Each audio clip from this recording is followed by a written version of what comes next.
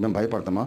మీరు ఎంత బహుభవని అరిచినా మేము యేసు వైపే చూస్తాం. దేవునికి స్తోత్రం కలుగును గాక. హల్లెలూయా, హల్లెలూయా. అరే వీడు చెప్పేదంత కథలు. వాస్తవం ఏంటంటే 6000 ఏళ్ల కిందట మానవ జాతికి మొట్టమొదటి తండ్రి అయిన మూలపితరుడైన ఆదాము అతని భార్య హవ్వ సృష్టింపబడ్డ 6000 ఏళ్ల కిందట.